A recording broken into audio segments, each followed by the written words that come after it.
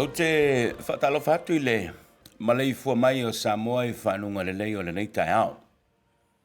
Vi le lofa maleanga le lei o le tātou te pau sidi le langi. Malana pule whaitua tasi ua na te tai mailo sui fua malo ne iola. Ua mawai foi le nei lao lao tātou te toe whei loa iai le wha awa winai o le unanga a le iti lai me pēna masan iai tai au o aso tō nai. O vai aso tai tasi. Nā tō manuia le tunu, e la whai mai ai le nei tai au, le asto nai le teimi a mātou ni si le nei, maro tātou tunu I Samoa, ia ai po le a fo I le teimi o le aso, ma le vaenga o le aso, o lo e maua mai ai ia le poro kalame nei I so se tafa lava o le rangi, whatala whātu le poro kalame I le nei tai au, manatu sa manuia lo fo longa I le nei vai aso, ia na maua fo I se ai, mo le tausinga o lo ainga, ia ma le tausinga o tātou ainga o tāpoi mailo tātou tunu pele I Samoa. E le ma whaangaloina fo I le nei tai au le whaatalo fa whapitoa I le vasenga o tamama tina mātutua o le tunu. La au tau te talo whai peo lo talo si e peo whai walo filimau. Tama whanau o le tunu o lo saralau ma tala whaauto I so se tafa o le rangi whaatau nuu lo lātou wāla wina whaafetai I lau tau te talo. E la ngona lava le loto tele ma le mawhanawhana ma le langona o le whai mea mawhai. I teimi uma tātou te whai loa iai ma tātou whaatalofa ma a maila o tau wha malo o se tua lalo ina I le leita pena le porokalamene o lo wha malia I nai le wha fafonga a le tātou tunu. So e wha afta iatu el tātou porokalame I le te talo wha wau ma le te talo whai pea te māma tina mātutua o le atunu. Tai o nei pea whao whaamnatu lo waso soi fwoi le so, alo whaanga mai le porokala me le iti live, nuia tele. E whaamnatu ino lo waso whaanau le so, anga le leile tua, to e whao popo ni siasa tele whapeni mo. Oe, tai o nei fwoi, ia au malei fwo mai le atunu, loi mata malingi, ano o le malanga le maliu male oti wawhiai, lei tu o le tātou tapo inga, ma le tātou savaringa. I eile anganga wha mawhana whanau le tua ia te oe, ma loa inga. A le porokala me nei ta alofa. O uma o no fa ilo atu. I le po na po le me o le a nga I le tele o le tatou. Porokala me le tai o nei. E mamua fo na watu le fa te tele o le tatou. Tunu o to o lo fa a wau pea o na a mai fautuanga e tapu e le iai. Ma fa le lea tili ai. Le o unanga a le tatou porokala me nei. E le ngata le asto nai. A le me lewa iai. E pe a misil por kala me laso se le o ko so nga faya a le mesa masangir por kala me ngala sko nga ya ere fa nga fu ma e fo nga le me a kupuraso ya ka go story a kupuse me le aso fa ska ko ori a bur fa u mia fa pu fo ile a le me na le wa ye ta tu por kala me so fa ta ya tu la ya to o lo fa so mai ma le fo tu nga mo to di poti fo mai fo ni me wa la aloa I la uvaai pe e leo iloa e le tātou porkalame. Io nā ngā iloa le porkalame whaisi sesu e ngā mau tu hole le ia manino. Maua se wha mau ningo ma tau pepeo no tau la ngaina. O te lo o le o tau si le fia. Le mea tele o le a ngā I le porkalame I le tai au le nei. Ai mua fo I le nei tai au o no to e vatu lava le whaatalo whaatu. I tama whanau o le tunu o lo a o ngai fiti. Te loa nei wiela por kala me le po na po au te loa e tau no wa mata mea I le tau nei no wa mai al fatalo fo I le tunu. O nei le se mea whaingo fia le me le o mai na nil tala. E le se mea whaingo fia le me le wa fia I whana wa Samoa o lo o tau ina le yusa pile fiti. Ona o le se sao wha afi o le siama o le wha mai yoti, le koviti. Wa whaai tete ngatai lava. Ma wo o fo ina wha whainga tai le whainga o whaai unga a whanau a le atunu. I le whaawa wina, pe o le atao fia I ono le tūlanga le nā. O le mawar whaamatalanga. O le whaawa una I isi vasenga. Ia o le tō tele o tama whanau le atunu. O le ua, pe ua kūra kāwhi fo I le leo ngolo kūranga pangakia o lo I le atunu. O le mele tupia o toi fiti. I think that's not the issue right now. O le mele tupu nei. O lo tali le to tele o a inga o lo tapo I mai Samoa. Pe o le atua maniani ta pena ngā le malo se tūlanga e vaveo na vese mai ai o tau mai fiti. Ai paulona. Pe a fono o whailo atua na po paulona. O le whae te tenga tāwho i lo tātou malo, o na whaanati se taumawhainga, ina ia waweloa na ave pe a whai o tau te whila ngalo i ai. Te whaafo i ai o tau i lo tātou tunu i Samoa, o no le tūlanga, na wau tau si le whia, wa makua sa sao whaafi le COVID i fiti.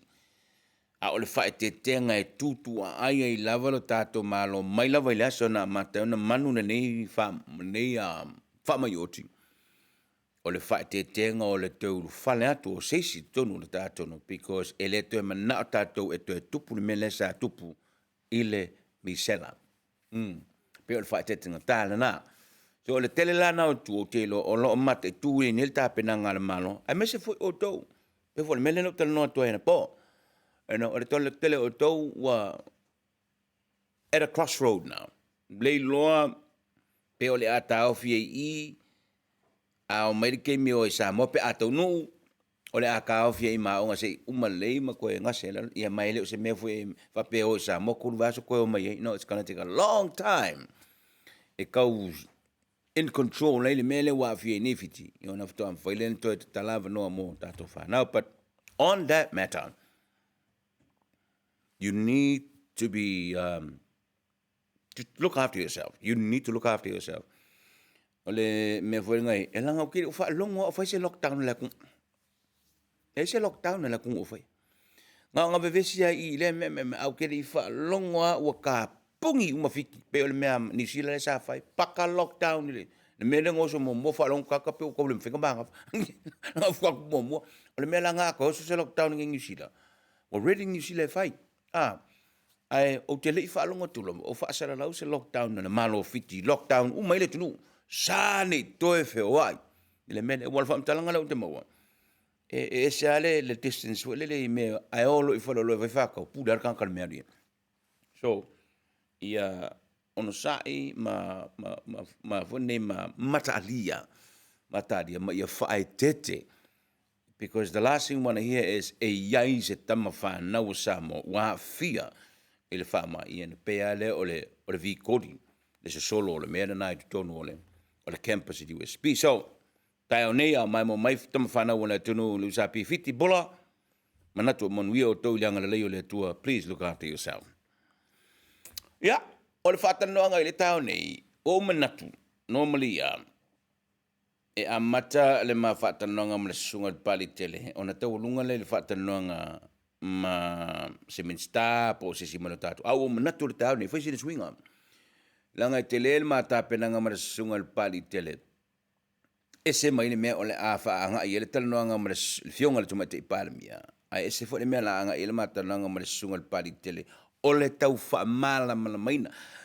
O le ma talanoanga le pali. O la mato le titi ai tua. Le unga le whaamsinonga le kōta whapio lena whai. Toi ma whamamlama le titi asida vaenga lea. O te manatu, o ina. A e malamalama le vaenga lea. O le a whaingo fie ona e muli tai mai. I le fola sanga a toa. Wa mata pena I le tau nei. Anga I le mata nanga ma le sunga le pari tele le tau nei. Au si mail mai mo marisi sila. Whai le tātou malolonga. A tariu mai loa. No tātou o saa lole le tātou whatananga ma le fionga le tumatei palamia. Whatananga le nei ma le fionga le tumatei palamia. Sa pueina I le taeao a taeao. Le lau tō mai momi ai. Be a mai a le tātou whaasilangu whaapisinisi nei. We'll be right back, right after this.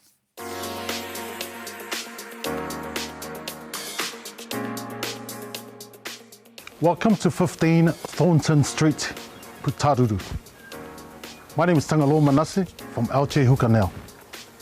This magnificent and beautiful modern home was built 10 years ago, sited for the sun on a 974 square meter section. Come on in, let me show you around.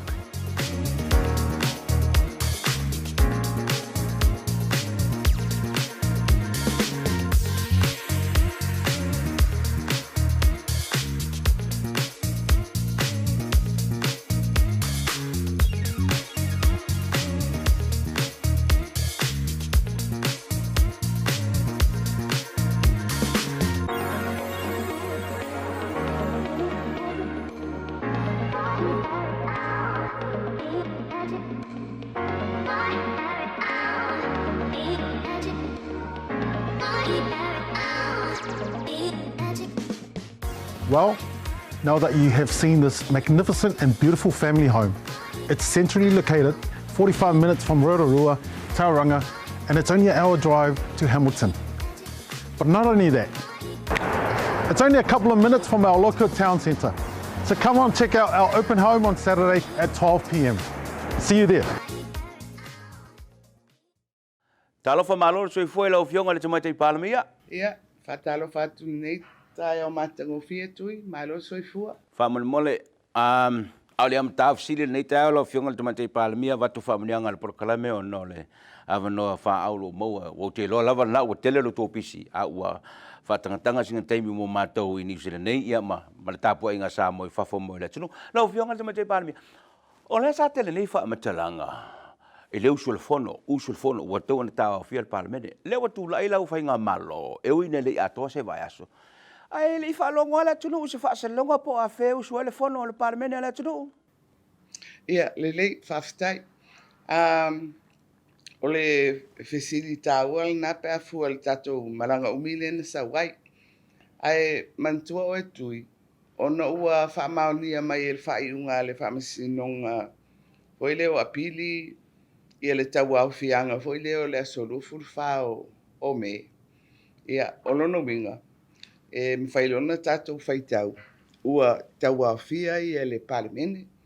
Ia, ma ole foi le lena wha maoni ai ia mua ia le whaatautonga o le fonga whitalai, ma le sui fonga whitalai. Whaatautoa i nai whaipule. Ia, ma whapena foi ona whaatautoa i le whainga malo fau. Ia, olono winga la. Ua whaitauina, ua tau au fia le palimene. O le mataupu asa manatu foi le te tau foi ona to e whono ai le palimene. O le whaatatia le o se tala o le tupe i le laulau a whono al palimene. Ia o le whawasi la fia ua mawai ia le tausanga wha le tupe i le whai unga o iuni. Ia o le mena sa naunau ai foi lea ina ia whapea o na whaiel stu langa masani o le whatati o se talo le tupe mo le tausanga fōk. Ia aiwi i lea ua avea lava ia mea natutupu ma tau fia i le tau au fia o le fono. Ma o le foi sa tāria ia le whaiunga al whamisinonga. Ia ua solo ai lava le taimi le ua tato o mai i le whaiunga o iulai. Ia maole memonia ua whaia e le malo tau ave se a inga whaalitu la fono sa whaasala watu e le sunga i atu i la epa. E me whaia ona wha awa wai i le whaangai o inga o le malo. Ia o le nāla tūlanga i le matou pale mai. Wa sa ese fo isa matou manatu i le whainga e whaia i se tala o le tupe wha awau.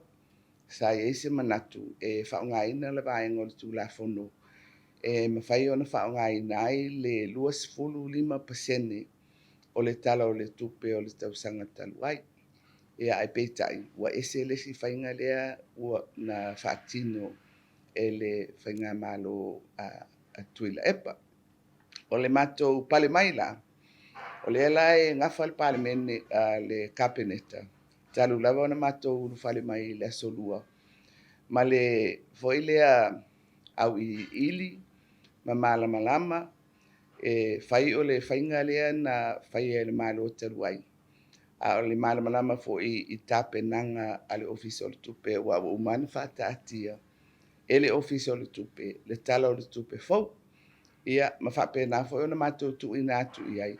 E tape na mai ia le tala o le tupe wha wau. O ilea i le 25% le sa matou manatu a matou pale mai o le whaingala nai whai ai.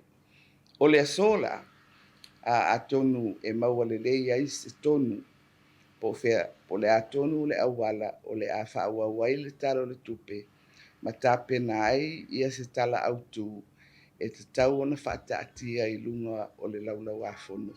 Mai a tonu o le tali umi le na i le mafua anga. Foi lea o lea ele o bala awai le fono. Ona o lea e tau tāpena atu. Po fea tonu e tāti ai. Ia le tāpenanga ma le whaatatianga o se talo le tupe. E au ona batu i le palimene. Po e maua mai tui. O minga lo mai tau tu le fa manga lo fionga le tomati palmia o le atatia I le usoi no le fono ai fori mo le la ave le fa mo mo la ufainga malo i le tapenanga o le tala o le tupelea o le saule lo mai tau. Io awa ele se mea e fono ai. Pe afa pe ele o ye se mata upu e fono ai. Ah, ona o le fa au ai nei. Ia le fa nga I no tupe. Ele mana o mia ia le fono o le fono. I options ia e lua. Leo lo o iai, le mele na fa nga le malo foi le o mawai. Ma le fuafuanga foi le sa manatu ai matou mautio mai tutonu. Whaonga le luas fo 5%. O nā whainga, whaale tū la fono. E re mana o mi ai, le fono, foi le o le fono o le palemene e pasia. E whaataatia lava I lunga o le laulau a fono. Ai e re o mana o mia, foi lea whaapea e fito ama whaina whaonga I le nofo ia ma le usuia o le fono, po e tau maua mai. Le fie me au tai el mta pule o le fa totonga. Now, o le si le fie lo fionga, o le fa unga le koro piole nei, fa unga ina le fa totonga sa fa ile su fa o me, walo ia nei. O le fasili sa tu le me te o de temi lava le na, e o mai le so. E tau fie la le fa toto le fali le, e na o le luas fuluano, e le limas fultasi. Wo fa se fa unga lo fionga ma lau kapineta, I le isi fulfitu por se fulvalo su ele I fa toto, la le me la tu. Ele ai, ele I whaia se whai unga. Ona o le lava e tau sa ili.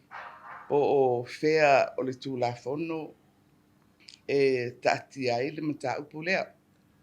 O le mea moni ai, ele o iai se ai e inga I tonu o le tūlafono. I tua mai o le fasfulu ni maso fo ile sa tau tuli loa fo e matou ina ia tau au fia I le fono. Ia o le mea na le fea ngai nei ma matou. O le vai po fea o le tūlafono. Fo ile e fesoso ani mai I le whainga o le nā whaiunga.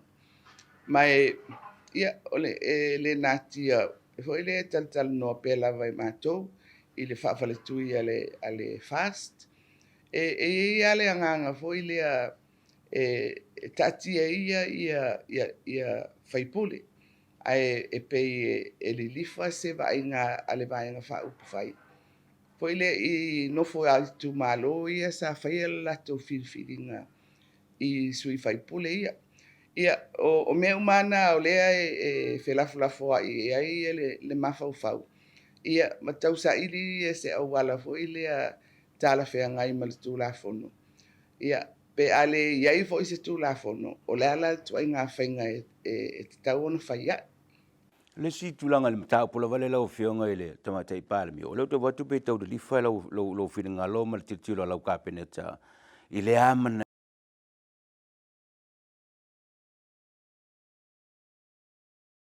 talo fa malo Nā tia fo ile tal no pela vai matou I le whawhaletui ale fast. Ia le anganga fo ile a tatia ia whaipule. Ai e pei e li lifa se vainga ale vainga whaupu whai. Po ile I nofo ai tu malo ia sa whaia lato whiriwhiringa I sui whaipule ia. Ia o mea umana o lea e whelafulafo ai ai le mawhau whau. Ia matau sa ili e se au wala fo ile a tala whea ngai ma le tūlafono. Ia pe ale iai fo I se tūlafono o le ala tuai ngā whainga e te tau ona whaia. le si tulanga le mata pola vale lau fionga ile tamata I palmi o le to watu pe tau de lifa lau firinga lo ma te tilo lau kapeneta ile amana ia o le filifilinga ai tu malo but come on ele amal filinga lo le tu malo e foi la to foi pule au e quero que fa koko o le fai wala no foi pule ma te la to vai nga fa fai Ia sa o tui. Ia ai ana whaapea foi o le nei mata upu. E patino ana o whaipule. Ia atonu e whaia ia matou fusoanga ma tūlanga whapena. A matou uma o sui o I tu malo. A whapea la e le manatu I whaipule ia ale HRPP. Ai o le mea ia e mawhauwhau ia I mua ia le tofi whaipule.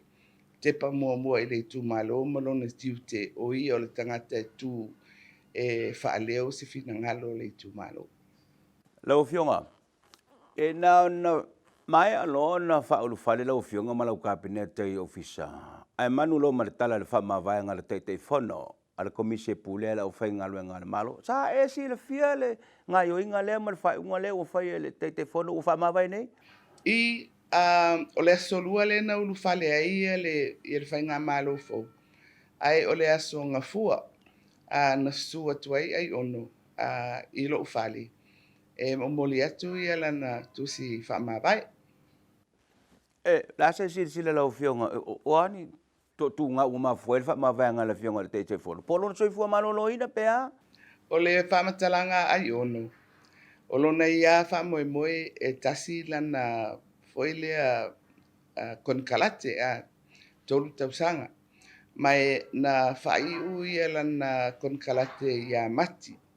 Ai sa talo sanga ina ia ele malo pol palemia o lana minstal na e whaawau se i mai ai whainga palota o le whamtalanga lea ai ono.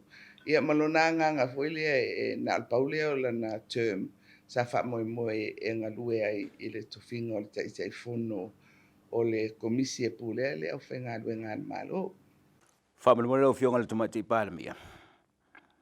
O lea ua uma nei lea ngā i ato leo so whainga ale whainga malo taluai ma le vanga whai ua malolo le whainga palota.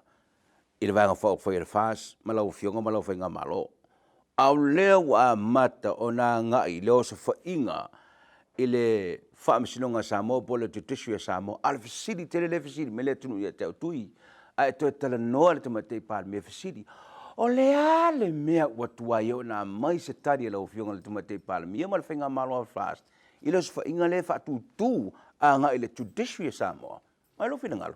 Ia, tui, o mea uma, o le whai unga al whaamisinonga.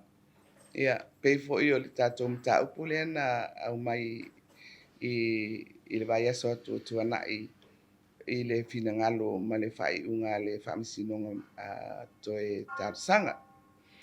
O le whaalolungia o le whaamisinonga o ale me moni alna.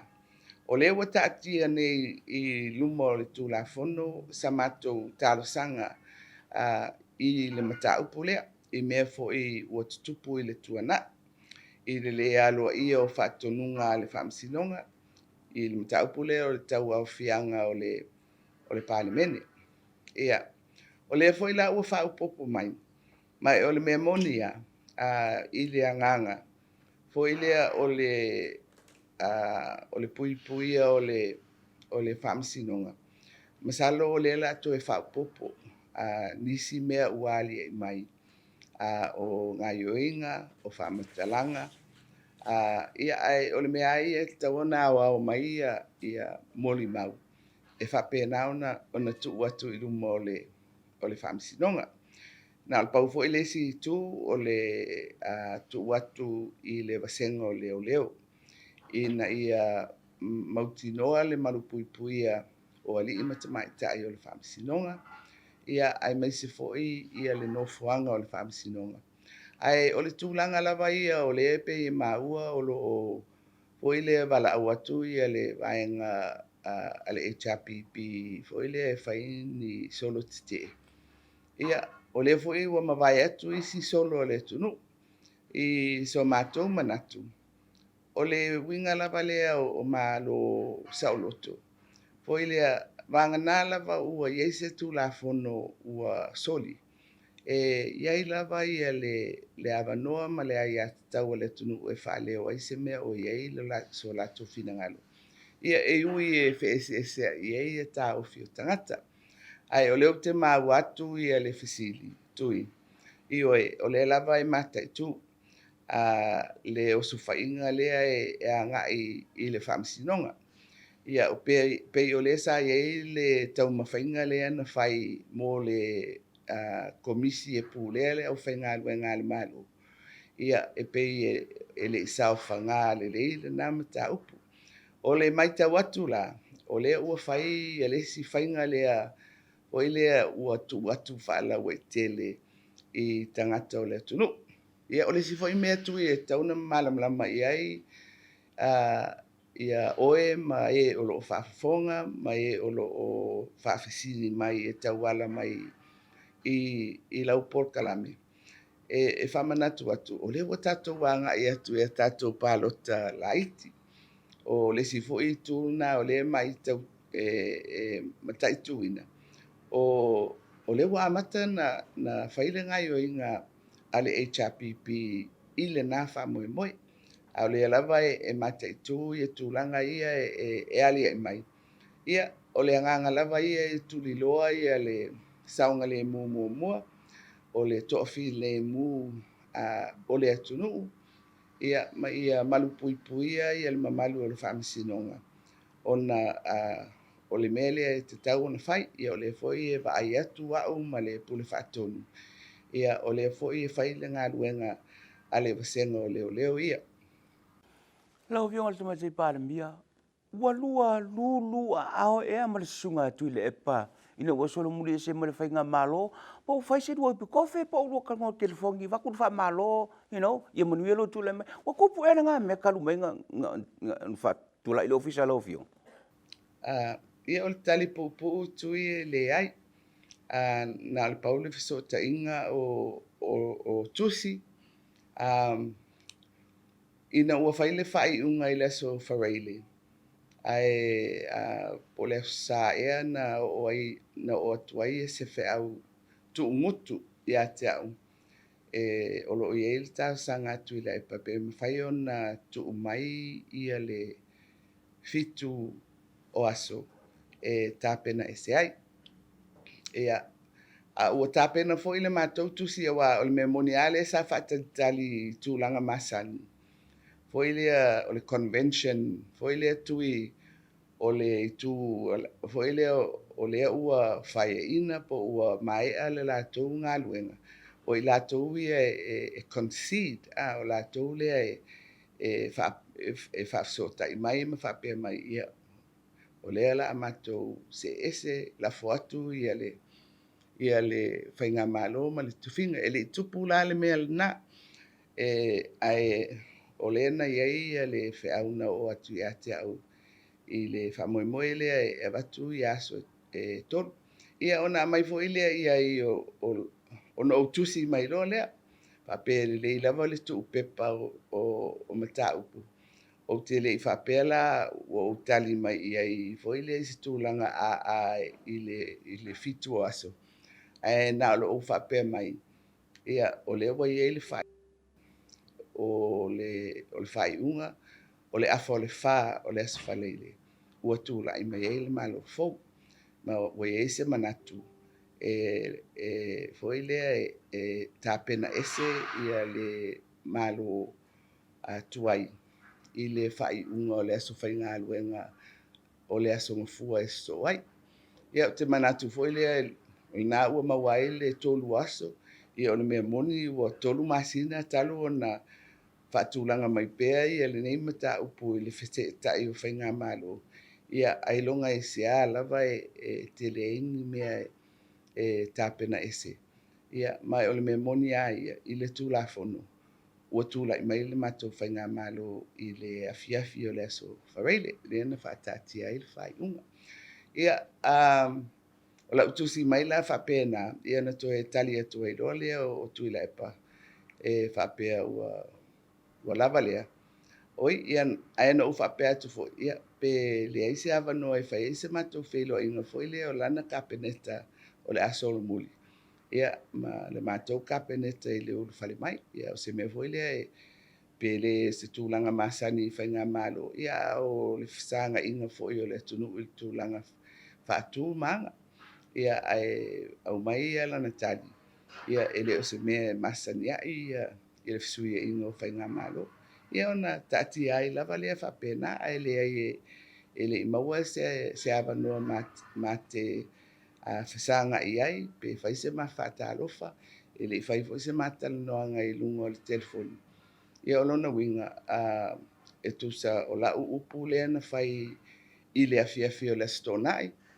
a ina ua mai a leo na maua le tonu foi le porkalame o le se mai o le whainga malo ia le alava sa mamoli e lau whaftai i le sunga i atu i la e pau le sa atu i le foi ia ma le whainga malo le HRPP ia sa i foi lana ia sa unoanga na whai i le uli o le asonfua le ana se ai ia ma mai pe fōlinga mai o foi le ia e lava le winga o le fia ia ma o le saunoanga i le mātou mai tau atu ia foi le whapea ia le whainga malolo lana ia ai pe ele ia isi winga foi le mai sona sana whamalo ia po se tūlanga masani whapea na ia atonu e le awhaina foi lana. On the funny side o ta whataranga lo fionga le tumai te pa. Si teu musi fai upuse kasi pelu. O la se lua kala mana mako ko mai kai pale mi na wala watu lo fionga ile sto na ide. Ia ua o ia le tai mua na wala au mai no ua uma le whai unga le fia la sefaraile. Ia ma momoli mai a ia lana whamalo. Ia ma whamautu mai foi le anganga e whaau au pēr ia le ngā lulu e whaatasi o whainga malo e lua. Ia, ma tātia mai e nisi o mata upo e foi lea e ono amata o na whaatalitala noa ia whainga malo e lua. Ia mai foi lea o te masani e lau tau palemia a le fionga i le ia Jacinda Ardern. Ia o le mea lalna e pe tau whaingofia i foi ia le whaatalitala noa mataitai o e whaapai mai. Ia o e te masani ai, ia mai e te lei whailoa i mua i ai. Ia pei o le palemia o Australia o te lei whailoa i mua le sunga i a Morrison au ia le taitai na so o na wala au mai ata. Malo whaftai mo le hawa noa whatalonga le tātou porklame le tā manuia tele whea mga luenga o tā pena lau fionga le tumate il pārmi mo le whaengo le vaso whaftai tele.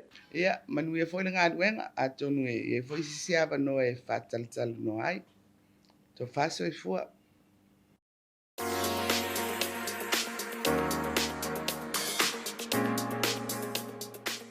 Welcome to 15 Thornton Street, Putaruru. My name is Tangalo Manase from LJ Hukanau.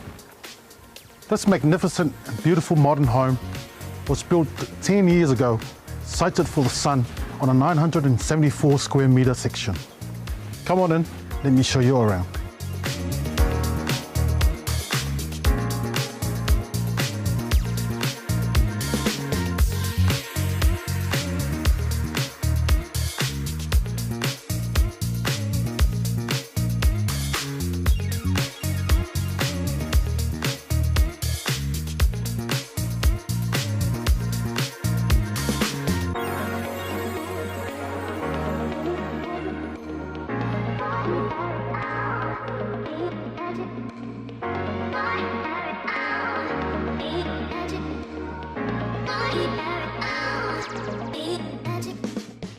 Well, now that you have seen this magnificent and beautiful family home, it's centrally located, 45 minutes from Rotorua, Tauranga, and it's only an hour drive to Hamilton. But not only that, it's only a couple of minutes from our local town centre. So come on, check out our open home on Saturday at 12 p.m. See you there.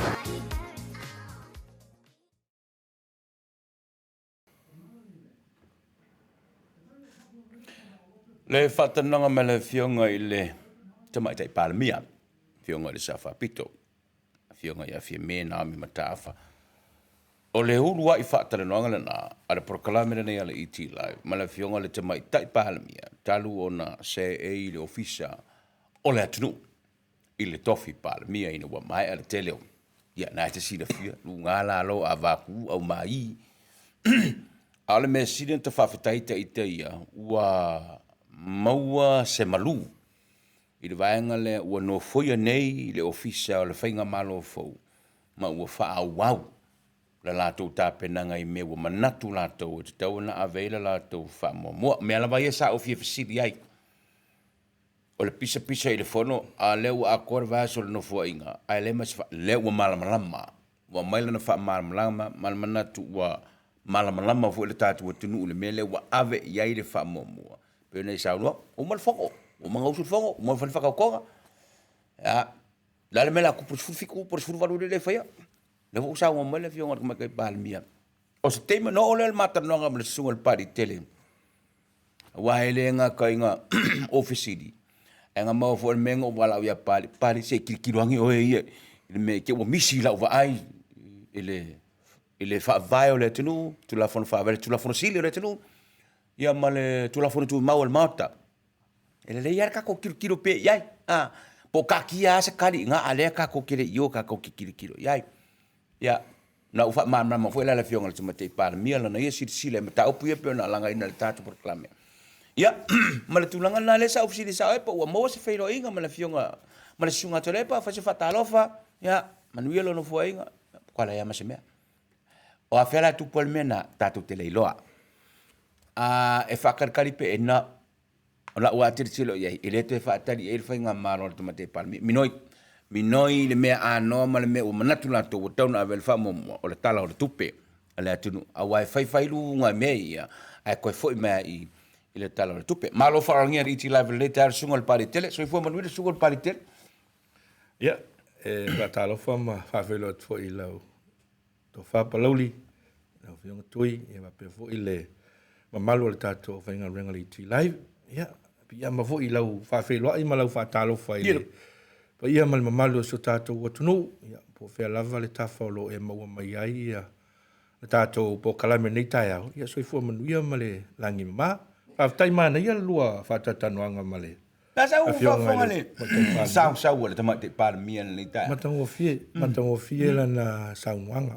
mantua voi e mo moli mai le sauanga le nganga lai tono le tangata u va mai la mo mai tau atu le sauanga le fionga te mai par mia ma lu ia o le mo moli mai ai le nganga le file mu ai me se termine ia o matu pe ano tato tala no mo tui le la tato wo le season 2 wo uma season 1 ia le wo tato fa nga solo ia le wa mo le mawina sa mo ia me fo lo tupu mai nei time maria la sa no nga pari tau e pe ile nga sa milia al masalo le lona lua po le lona tolu office di mata no nga mane so mate pa I sense le mea le na sa o tapena e se fatta na fora a makwa sau la ko ma pe par mia pero o oficina lua mo oficina to o va no tua le ola e pes fai mali e pe fai mali ma ora le mele sta woni ona o lo ile no o ele o le fie mele va ne pa io le sua fa ma le fionga le sa ele o le fie melia sa tilo ia ile tunu ile temi o lunga lo a ele i sa fa ile official ne la we official ni and I sense that le me was sui a tole me ia le mela po ko me lo po ko me ko ma official wele o ile ira le ma to ile ko ile tui o le tali filemu e te ai sei nai ia malesi me la ile interview ato o vai atua le forsanga tu mai te bani pe al mele sa utawe uto vai atua wali lifa lava le sila le fion te mai te bani malana kapinata a vele fa mua ile mele o le tala o le tupe a vai le o ngar vesi ai pe i o la tilo ye te lo vola mai tauna o le tala o tupe le o le first test talia a so se fainga malo fo tu le mai Saole le. Ma o le tau fo ile o le whanongo atu le finangalo le fionga te mai tai pale me le fsile sa fsilingia. O lea sa nau mai usu le fono. Ia lea ua mai a tua niva yaso. Ia lea le usu ia le fono lea la ua tali manino o le fionga te mai tai pale mea. O le lato wha mua lea. Mo le taimi nei. O le tāpena ia mai a le le tāpena o le talo le tupe. Ia o mantua fo ile talo le tupe tui. O le talo le tupe mo le atunu. Mariro. O le atunu atoa. Ma a le le whainga o le talo le tupe. E wha apena foi o na wha amalia ina le tele o mana ongo o le atunu. Ai me se lava la sila tui. O le tele o vaenga e te tau o na sila ia ile le whionga le tamaita i pale mia ma le vaenga le fast. I tūlanga fo ia i le latu anava tau le sa mo moli le atu no. Ia. Ai mantua la. Ia o le 5 tausanga i le umi. Ia. A o le whaatinonga o le anava tau. Ia e whaisi si telo o tūlanga ianga iai. Ma e tā ua tele la le talo tupe. Ia. E whaatino ai tūlanga sa ngai le fast i tua le malo le atu nu. E whailoa iai. A tūla i mai le fast, o tūlanga le whai, tūlanga le whai. E tā ua i lava la le mea le o sau noe, le whionga le tamaitai pale mea, le lātou wha mua mua. Wha mua mua le talo le tupe. O nisi tūlanga o lo wangi mai tua sa vidi. Ia, ele o amana ia tele le whionga le tamaitai pale mea, ma le fast. Ma le si mele pari maria le mele walo sana, ma le si mele a. O le talo le tupe lea. E se mai le talo le tupe i tau sanga o mawai le tunu. O mai tonu mai tonu. A o lea activate tale emergency.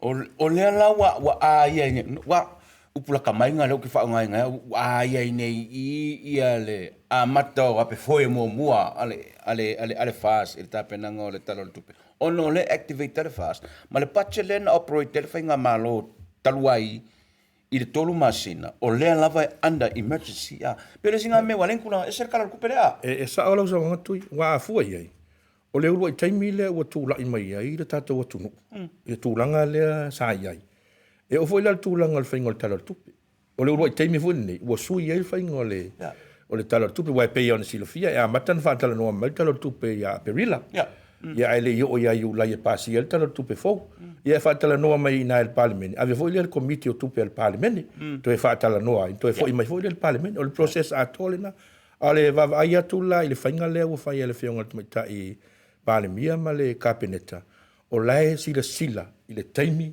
ma le me o tupu ai man tu vai la tui ia le o tatu o ia yu lai o le ua halu tala wha tupe fau. O pasi le teimi sa. O pasi le teimi sa, tau na pasi ai. Ono tūlanga le mautonu sa ai.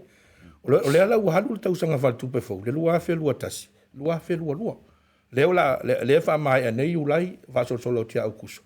O te langona, ua tala whea ngai, le wha mua. Ma le tanga ia le whionga tamatai pale mia, ma le kapeneta, ma le whai ngā malo le whas. I le tūlanga e tauna ia. Sa e se e no fo. Tata no per tala tupe. Sa e se e no fo le metanga luenga. Papali i le teimi lea wa i mai ai tonu whaururunga o me tanga renga malau tau tape nanga le tala o la tau tupe i luma o le treasury ma le committee lea. Wananga o fisitua pepari. But somehow I kind of have a feeling a ICE consultant, accounting firm, o le pe ua kau apa i ele fast e au mai tu tonu ina ia mauti noa records here tilo ia. It's accountable and transparent. Now, ilo vai temi, sa iai se me whapea na tupu. Ele tupu stu langa whapea. Si, sa o la winga la na la ofsiri. Mai e tā ua le pea na ele tupu stu langa whapea. Ona sa alua ele whainga masani. Mata pena le tanga ruenga le talo tupe na ave voila ia le tanga ruenga tupe ia val au mai tanga ruenga tupe le tanga ruenga atu fa tala noa ia uma fa tala noa fa tu a vele le kapeneta ia ave le kapeneta to e au mai foi kapeneta fa ulunga tanga ruenga to e atu le tono le o malo ai ia vela le parliament ia tapenanga uma ia faitu ai ia vele parliament vai uma lola na ilo pasi le kapeneta tala tu ave lo le parliament o ina pasi alo ia mai ai man tu volta le tupe tu la fono me ia le whainga la le ua whai e le tau whaalongolongo atu o se whainga le leitele i lau te tonu nga mantua voi fia tau sanga ia sa tula i mai ai le whainga malo le tapipi whai se umi o tula i mai le foe ma e mo o mia se independent se wha la tonga tuto tas e o mai latu e wa ai ma whai se sai i linga po se review po o tala whea ngai ari whainga le aru ai le mantua voi o le o suit whainga malo mai tau voi na ini suenga e wai le mwhai ana halu pe i tūlanga sa whai mai re alu ai le ape foere sa e fast food kosong kalua au mana ia la le finangalo le whionga mai tai pāle mia mat kapenet whai se swinga tātou talo tupe le ala ua tau matai tū atu le ua mata na whangasol lau whanongolok ni lau furasanga o apelila le amakai o ngā kāne that's a lot wai umi kere le process e umi le process mai pena e sau no tui o le tala o le tupe o le whaatumutumunga lea... So se whainga malo. So se whainga malo. Mai e luku fauheru mai ai i la tunu. E luku fauheru mai foi le pale mene. I le tape nanga o le tala tupe. Mena leina umi. O le umi i o le process. Ma o le anga foi le o le umi le. E ilo ai vaenga lai wha vai ai. Ma vaenga lai malo si e. Wa sala inga kuairanga usu le fongo pe o sa no te mate palmia. O tala whianga i tonu. Mantua lea na u whanongongo mai le saunoanga le whianga ia whia me. E mafua na usul fono. O le tala o le tupe. Ia. Ma ia se me tala no ai le fono. Ma ia se me. Ia mantua la. A nei la usul fono o le almea la tala no ai. Mai lea ngā foi no te usul fantua foi. E le whaafonga o matu le tunu. E lea ngā foi la na te usul fono. A te wape mai tolu po. Se i to estu e mai almea. E le se tūlanga wape na. Mai te tau o na o tōne usul fono. Au atoa umata penanga na ratua fai tulanga i launga fai ia fela fula foinga ia pasi talo tu ta solo ele ta fatta nga langa lewe ta wele tulanga le uso le fono na ta upulo te manata te mo ye ole meleno wala o tu le uso le mamo me su amo mo lo su pale se ki kiro ke o misi la wa e lua mele tiro yai ole fa vai por the constitutional le tunu male tula fontu mau le parmene e lima tai ina inga luenga uma le fono ala tunu ala isulo te fie fie tuai pesa tawane ila o sila au ia mo kwa misi a kor kilo le mata upule le se fulu valu se fulu fetu le fa to ina au a to yalu tu le fa unga le fa sinonga le kor of pio o le tala le fa sinonga le fa to tonga la sa fa le sulu fa le malo le na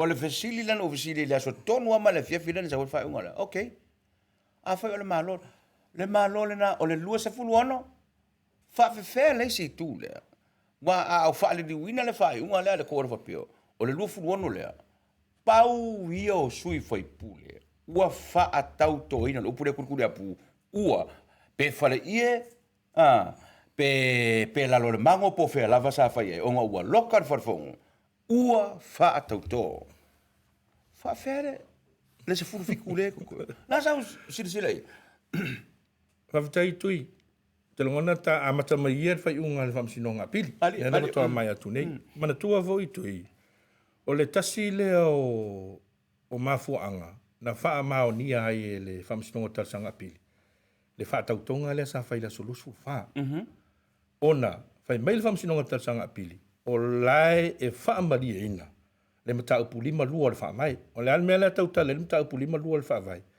ia usuia le fono i to tonu le fast fulu lima aso mai le aso na mai e whainga palo tele le tunu fa tau tō na soiva la le apelila mantua la a fai tau le fast fulu lima aso e mai a tonu e la solu fulu fa la solen fa tau tonga ma o le vava ai fo ila iai o le anu la sau no manino le fa msinonga o le tasi leo mafuaanga na lai ona manatu le whaamasinonga o loo tala whea ngai wha le tūla fono, wha le wha vai le wha tautonga le sa whai la solufu wha al vaenga wha upwhai le fast o no lai whai to tonu o le fastu li masu le tautala i erim ta upu lima lua le wha vai o lea voi la ua au mai manino le whaamasinonga o talasanga pili man tua voi tui le sa toi whai le ma le lenga a le ao le malo i le aso whao iu lai o le au suia le fono le aso lua o au kuso.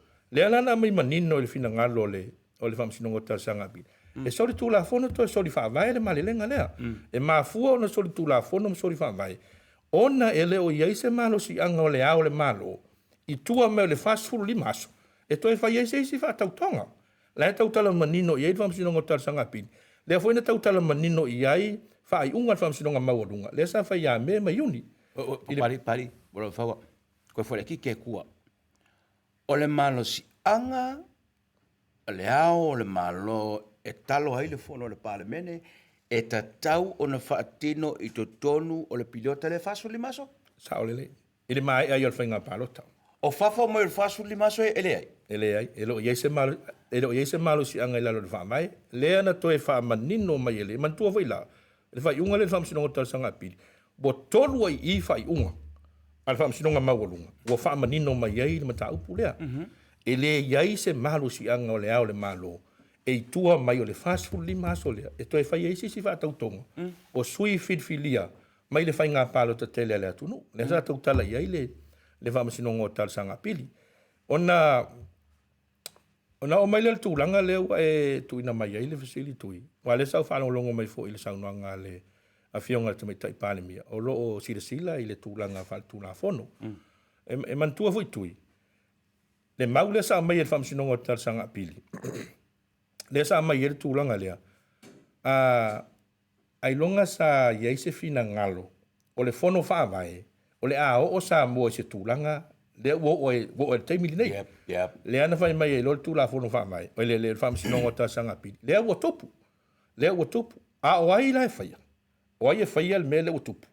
E whaia le whamasinonga mawarunga. Le tau tala e le tūla fono whaavae. O i la tau e whaawinga ina. Ma whai unga. E tu sa i ma le tūla fono whaavae. Ma tūla fono uma. O lo lima teita ina iso tātou atunu. Le hala o sau nei le lātou whaai unga. Ma le lātou whaawinganga. Le o wha mao ni ai le whātau tonga le na whaila sulukur wha. Tā fo i le ai sui e le whātau toina. A fua i ai le whaai unga le whaamsinonga o talsanga. O lona winga. E le o toi ai se isi mahalo si anga. E toi whātau to ai sui o le ita pipi. E a fua i ai le whaai unga i le whaamsinonga mawarunga. E le o toi esi si malo sianga, toi whaatau tō oi sui e le tā pipi, e mantua whai la tui. O lai tau tala le mta upu fast food fitu, o le tūla whono wha mai, ale tātou atunu. I sui fo i e le ia vea o ni sui usu whono le pale mene, ma sui o loo iai tu tonu le pale mene. Awa pe iei se tūlanga i whesili ngi ai lo lato wai ia tatau, e a vea i ma sui usu whono le pale mene. E tasi ia le me whesili iai, o le whamasinonga mawarunga. E o mai ele ta iala mantua le vanga fia le pari ta upu fafitu le fa mai o lona winga la mantua foi le ta upu foi le na tu la i mai ina ua fai le pai inga talwai nei ina ua fai le fai unga le fionga fong talai sai ai e fa malolo ia to fa ia olo fitiva ai ma le fionga ia le atinu a Wayne Fong le sa fai le lua fe lu sfulu le foi lana mai ma le polo inga le al fong talai o le ato e foi to fai fai nga palota le sa ave olo ma le atinu ule il whamasinonga. Le sa ave o le ala le tali na men whamasinonga. O le mata upu tonu ale na mafuai. O na te ena le whamasinonga. Le whina ngalo le whangwhetalai. O na e le o muri ta ia le whangwhetalai. Le mata upu whawhitu le whawai. Le te tauai. O na whesili ngia le whamasinonga mauarunga. I se ta iala ma se tūlanga te tau o na iai. Pe a whesili ngia ai a te tau o suyus whono. E mantua la tu e singa e se senga le titi. Ona o le fionga ia le ati nu umar to fa ia olo. O la umar fa tau to. O la o to tono le pare mene. O si e se senga le titi na. A o sui le jabipi. E le fa tau to ina. O le ala ia uia. O tala fea unga tonu le tūlanga le usau noa ila fionga ile tumatai pare mia. Mai ele ise malo si anga. Ele ise malo si anga tau tala ile fa vai. E toe wha tau tō ai, ni sui usu whono le pare meni. Pe atua na i le whasolo li maso. E ro i ese maro si angolona winga la, e toe fo i are mta upu whamsinonga mawarunga. E a mai ere tari. Ai la uawa ai fo i la tui, i le teimi nei. E ma whaina whaile. E ma whaina whaile polo inga le. Ale whangwetalai. Whalea ngā ina umas no fo suia. E toe fo i tū malo, e toe whaia la tō whainga pārota. O ina, e ava noa i lori ta pipi, e avera mta upule, whamisinonga mawarunga. Okay. Mana tua foi o taurumanga whamisinonga mawarunga, e mafua. Ona ua whaulu se tangi. Ona a mataria e foi le o taurumanga whamisinonga mawarunga la, tu mai e mafua i le tala. Lona winga, e te tau ona usuri situ, a tali le situ, e va pena, taipe o le tūlanga le sa tupu mai le, i le fionga ia le atinu, umal to whaia olo. O le tūlanga foi na tauna iai. O te langona, e mawhaia e re whangwhetalai. Ona whaila na ia polo inga. E toi fo e whainga pālota. A lau whaalongo atu i le whina ngalo le fionga le tamaitai pālemia. O loo whaata hua e le fionga i le tamaitai pālemia. I tō malo. Malie, tonu ale te oro tu hele ofisiti. E le o vaai, e le o sila le fionga le pālemia, ma le whainga malo le fast. Ma le mamalu le cabinet. I suia na whilifili mai tō malo. Wa la wo lo le leia o matua se al me la ufa wai tu e o tama sani nei me fa nga palota e ma fu ona fai palota le atunu ile lato sui o manatu ilato e sa ili manuia sa ili malo mo ainga e kalesia ma le tūmalo. Yeah. Ai longa na ye se fina ngalo i tūmalo e whiri ni la tu sui o mai whaini i soro te e man tūlanga whapena. Ai longa na ye se ina tau ai. Ole mena le tau ngai tō o whiri, ale wo olo whamarmanga, mele pari. Pe le mele, e tutu salala o mai tau mana o mai tau. E le mele en sa ngole te mate palmia. Pe wo tau ni lifa, lono whiri ngalo, talo whae.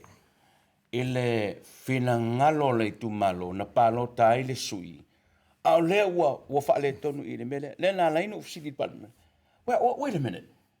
E lai fai mai le tūmalo e ke saungo, au ange e anu e whakaukonga.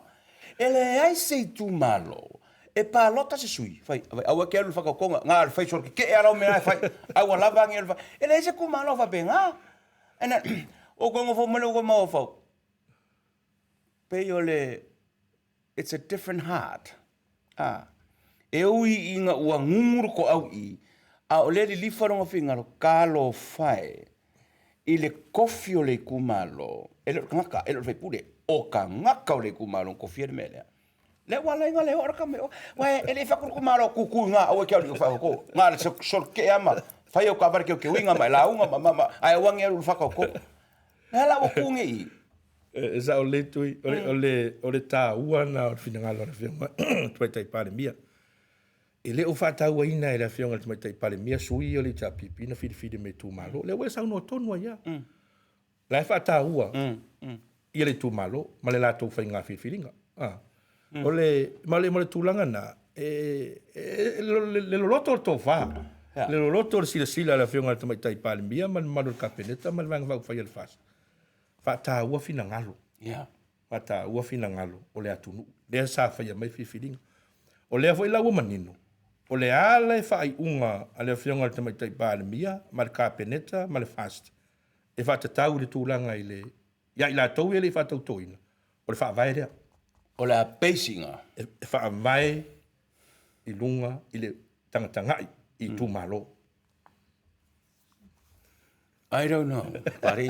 I don't know. Agal, la fai la nga. Okay, le mai mo mele ku. Fa singo la ko. A fai ole nga. Ola ka ufki nga ila ma le special fast nga ngau su mai le makanga. Ola le special fast. Rule of law. E fa a kongu matai tai tama le tu la fono. I so se mea tau te faia. E manino, e malama, le anganga, le anga ai. Ai... Sa olau sau nanga. You know what I'm saying, Bali? Sa olau sau nanga.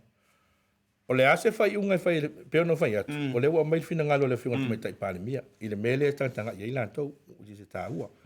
A o le mea pito sili o na tā ua. O le... O le mele tau tale ele tu la fono. Ma le rule of law le ua sau, o le mea pito sili na tā ua. Mai, e la tau te, e o vai la le fast. E le ma fai na la tau fai se ngai o inga. E le o tau tale ele wha vai. Mali e. E le o ma fai... Tō mana lo tō whai tuai. Ele ma fai fo na la tau fai se malo si anga. E tu atu mal mele tau tale fa vai. Ai mai se lava. O lewa mai fai unga fa msino ma worunga. Mali lo. Wa a fai lo se tu langa va pena. Moni no lo saunang. Wa fete nai. Yeah. Wa fete nai. Le ngata fete nai mal tu la fon fa vai. A wa fete nai. Wa fai unga fa msino. Le sa fa mau ni ai. Le fa tau tonga le no fai la so fa. O va mana tu pali ile. Le tala le sia wo fa masino na fa mai ia tau. Because no visiti ai meia. Yeah. Se me pese de kire ko fa inga. Eu kala la wo fa masino lenga fa mai ke pari. Tui. Polea lava polea. So sau fai unga e pese I lunga o langona. When your emotions are involved, you can't defend it. A question that way. Mas so se apili I tu I facility o the Court of Appeal. You can't defend any decision that was based on emotions. But a decision based on the Constitution, you don't need to defend it. Let the Constitution answer. Pero ngalo ka fa kwela kala me lea. Mine ta welo loto le melo to fa longo tu sa no ma pa mia wa lo fa. E fai ngi mea ai mo mo le lo fa. But Iai le mea back up ai le mea lea. Inga ngei koe backfire le mea. Alala iai le whaspepe ke kua I lunga. No, I didn't answer. I didn't make that decision based on what feel emotions. O le whaspepa le ngawha mai. O le A, E, I, O, U. Sao le tui. E mantua fo. Upo le tautonga wha masino. Le fo muli muli ele te leo wha tautonga. Ele wha avaea le ngā ruenga. I lungo le alofa. O le loto tinga. E ue sau no tono ie. Tau tala tu la fono wha vai. O le tu la fono wha vai fo ia. O lai au mai ei tua oi. E ngata ele malosi o le matawhai oi. Ma le matawhai oi. O lona winga la. E toi fo ia le mta upu whawhitu le tau tala ele wha vai. Toi o le wha masinonga. Toi o le wha masinonga. Au mai e se tali. O le tali lale lo psilen fatu apari. O le tali tono. Koe o le wha masinonga koe mai se simi. O le whaingo fia na. Whaingo fia. Tatala me o, le, ko kasela. Whasinga ko manolonga. O le aptaliu mai. O te mana a se te tai. O le atatou ji il whai unga ale koe whapio. Ma le mele wala unga ne maangina ne maua. Ta lai ma upe pesere to tele. Wa ave ese ele wha masinonga Samoa. Mamalu e fito tonu I le ao mamalu o le malo.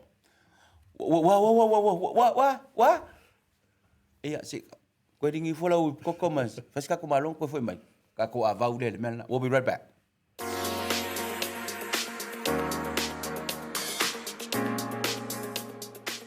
Welcome to 15 Thornton Street, Putaruru.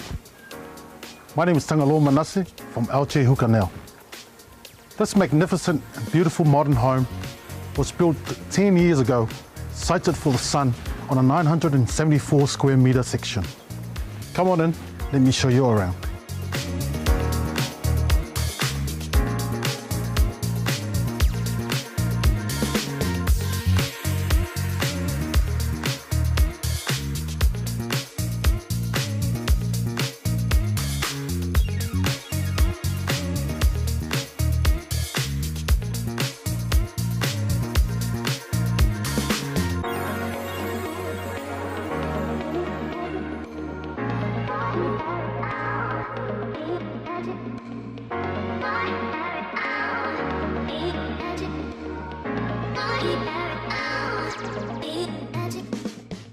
Well, now that you have seen this magnificent and beautiful family home, it's centrally located, 45 minutes from Rotorua, Tauranga, and it's only an hour drive to Hamilton. But not only that, it's only a couple of minutes from our local town centre. So come on, check out our open home on Saturday at 12 p.m. See you there.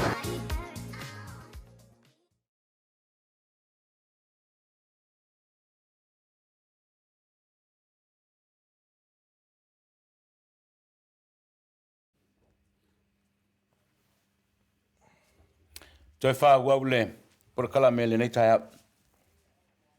O te loa e maua se tala. Ma o lo o taula mua I le pese o lo usu nei e le sunga tu le epama le la tau vaenga whauwhai. Le samalaina o le matau punea. E talifoninga mai a mata le sai o le whamasinonga al kora pio samo. O tau lea. Lea na o tau ave sea le mamalu. O le ao le malo o Samoa. I tau whae unga whai, wa ave selo na malo si anga I le talo ino le fono. Whawhaingo whina, wa ave ese mamalu mamalo si anga. Sa ave uma I le ama malo le malo. Ona o whae unga whai a le wha masinonga lea o tātanga. Lea nga ia ma le pena lengo, wa eu whasa lau ngafi. Wa wala au I le fionga I le wha masina sidi. Wa tau na wha mawai. Ma upua ia. The destroyer of the Constitution. The penaleno ay nothing. Papari. Oh, lo okay, no e ka e ka si le fia sina famtala ngai le matanga le ave sei no mene. Iwe sina famtala. Ma lo faftai tui. O le onga I o le ai mese o le sila mai le atunu.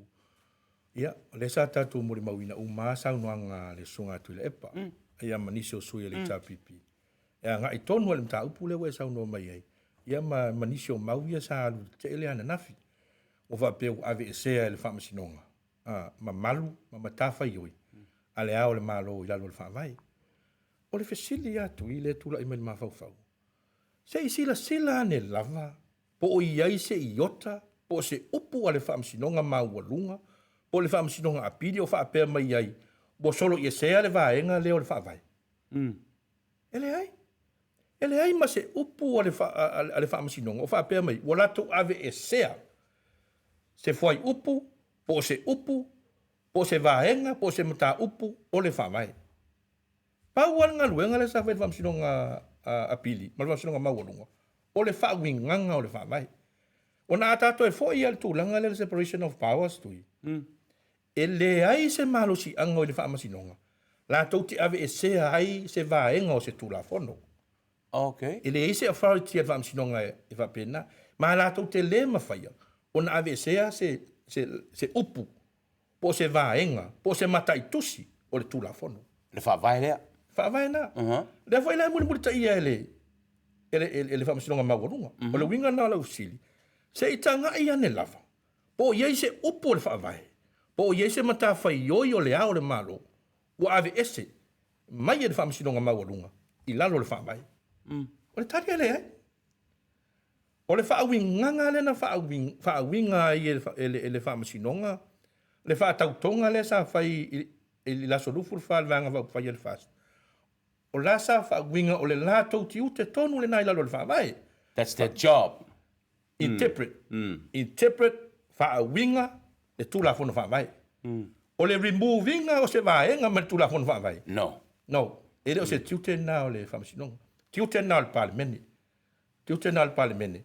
La tau te suia, pe ave ese mai ai, ni vaenga o se tula fono po le whaavai. Tiute nā o le palemene. O kau i ke le mele la kawanga i lau sanganga pari. O kau i whawau. Lela ya ngai atu pele, to e sawa i male langona voi le. E to e wha foi le tula fono wha vai le mea sai ai. O saunuanga nā le sa tatou wha longolongo iai. E mana tuatui.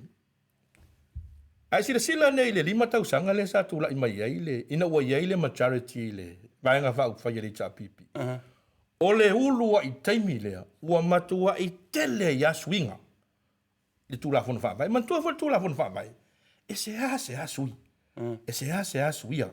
Ono le wha tāhua. O le wha tāhua, o le tūlanga sa iai le fono wha vai. Ma le taimina amata mai, le tūla fono wha vai. E se a whaini suinga. Ai sila la le trend lenga umatu nei. Le 5 tausanga le tene. Leo wha sui. Leo wha longo tā le longo. Ua tā lo le longo. Longo winga. Al palemene, lona winga. O le tūla fono wha vai, leo sui. Tui, o lea vai mai ua ave ese le whaamasinonga. Ma malu o lea o le malo. O le fesili mua tui. O aina suia le whainga o tō whinga o lea o le malo. O le malo? O le tula, sila le tula fona teu o le whaavai rua fisu 5. O le vaenga whauwhai le tā pipi. Lea sa mantua foi le whainga o le whiwhilinga o lea o le malo. E whiwhili tono le palemene. Ma e watu, whatutu watu sui taitasi. Po whea lava le whainga malo o le te iai, ma le vaenga whauwhai te iai. Na watu leo la tō sui. Whatu la tō sui. Whatu la tō sui. Na whaia leo le whiwhilinga. A o le tāhua o le tūlanga nasa iai le tūla fona whaavai. O lai sila umba tua Samoa. O lai mai tau umma e Samoa. Le filifilia ina. O le lato umao o le malo. Tūla fona teu le whaavai rua fisu 5. O sui. Sui e le japipi il mea lea. Lea la o sui mai. O le suinga la leo hiai. O lea to e filifilia tono le palemene. Ai filifilia vaenga whai le tūla i mai le malo. Boleh tu haver Okay. boleh tu haver se feeling ai fai el parlamento. O kau ngera o sila ko whakupali langa. No, luinga lau tala. Sui le whaavai.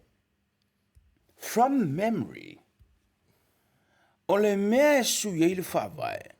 Whaamata ele o iei se mea o lo tā uai.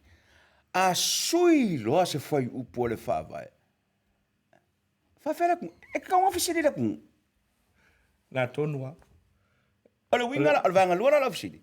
Le mea le swinga le sau, le sui le chapi. Sa whisili i le atunu.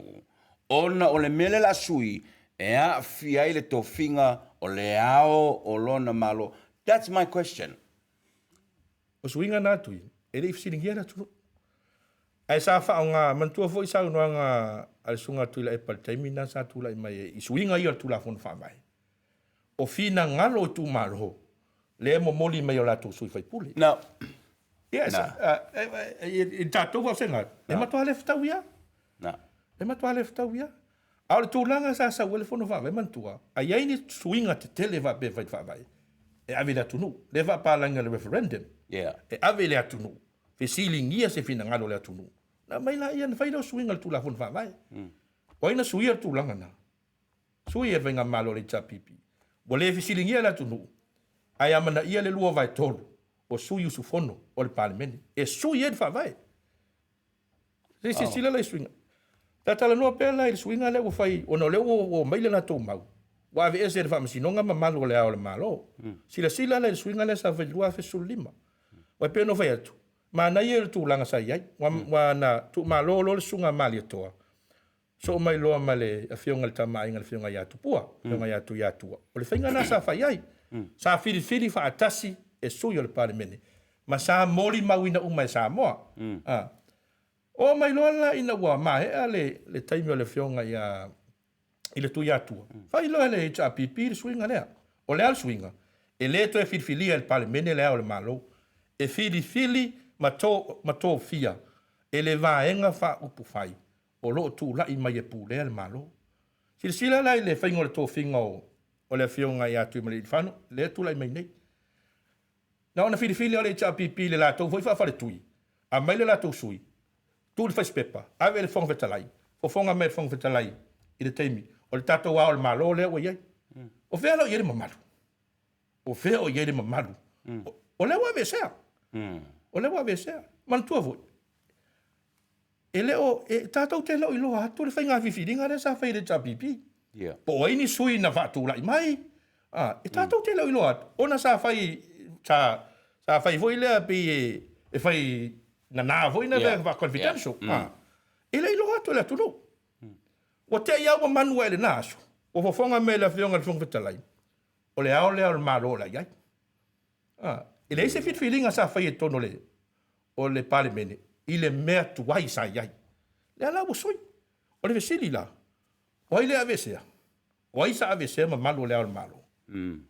O le to finga o le ao le malo. O le ao le malo. O le ao le atunu o sa moa. O ina vesea malu si anga, o ina vesea le mamalu le whainga le tōwhinga. O le ita pipi. Ia taha o mai.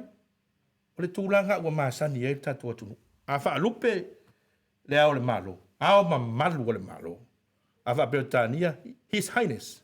Head of State. O ina vesea le mamalu. Mai le upu ao mamalu le malo. Na vesea le ita pipi. A wha mai tu ai pēr na o le ao le malo. A wa vesea le mamalu. Wa vesea le Highness. Na sui foi la le.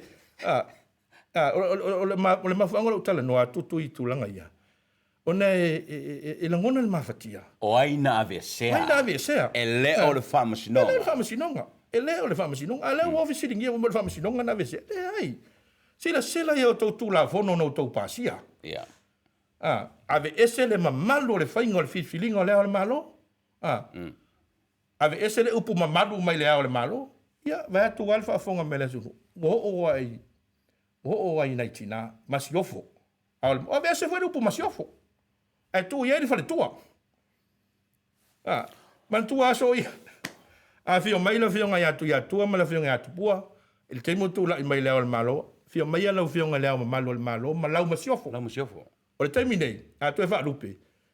Ia fio mai la fio ngai leo al malo, ma lau fale tua. O ina vesea. Ave ese le chapipi.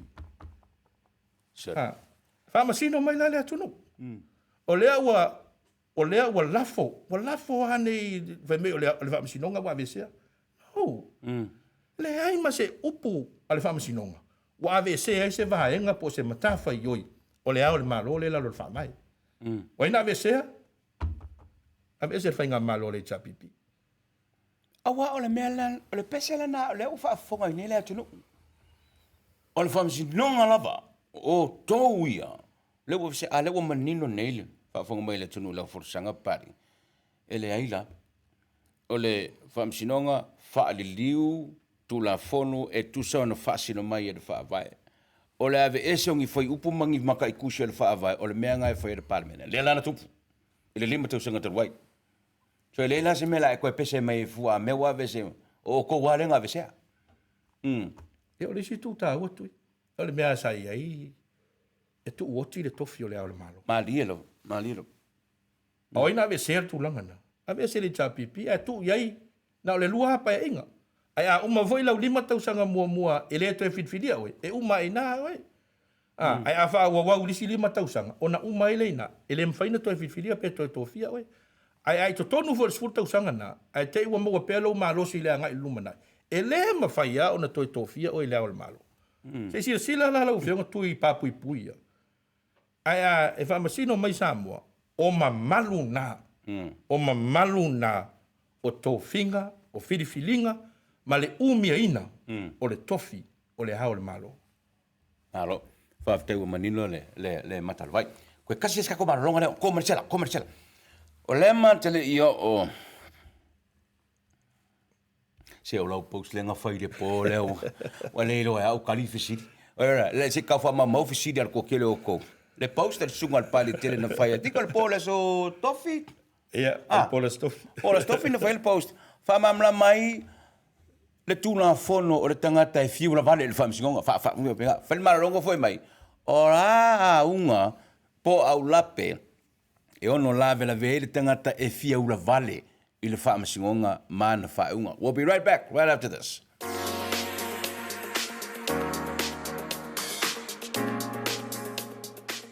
Welcome to 15 Thornton Street, Putaruru. My name is Tangalo Manase from LJ Hukanau. This magnificent and beautiful modern home was built 10 years ago, sited for the sun on a 974 square metre section. Come on in, let me show you around.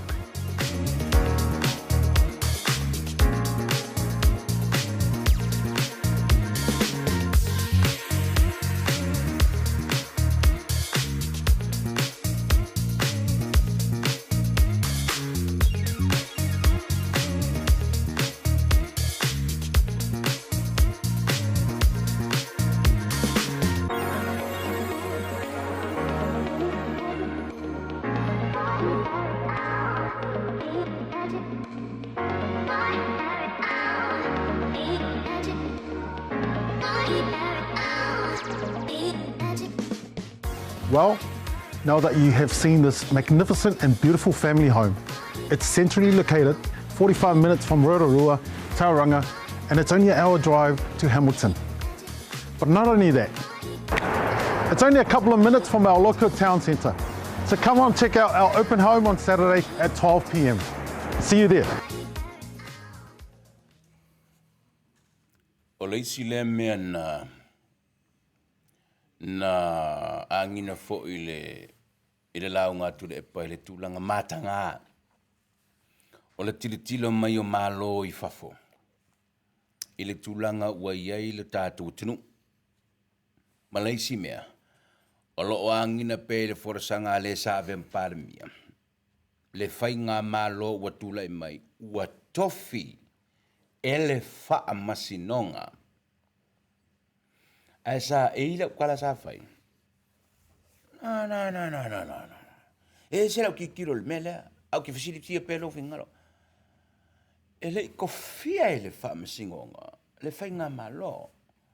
O le ngā luenga le whaamasingonga le na whai, Court of Appeal, whaamalo sia le filifilinga Samoa, sa whai i le asoivo a pelila. Ai to manatu foi bali, le musalonga ke munu mudai, mai ala makango ngifi ngonga mangim kapu. Ele iai ma se whai unga le whaamisinonga, na sosofai le mea na tusilima i Samoa, i le asoivo a pelila. Le wo mai lo le aso muri molia. O lau kirikiro iai, le whai unga le Court of Appeal nga whai, wa koe enforce le whai ngā whiriwhilinga Samoa, o toa Samoa, na whiriwhiria i le asoiva o a pelila. Aso vina. Sa o le leila usau nanga tui. E le ito fia e le whamasinonga se le palemene ma le malo. O le whaamamaluina. O le lato tiute le whaawinganga o le whaamai. Le ala o whaawinga le whamasinonga.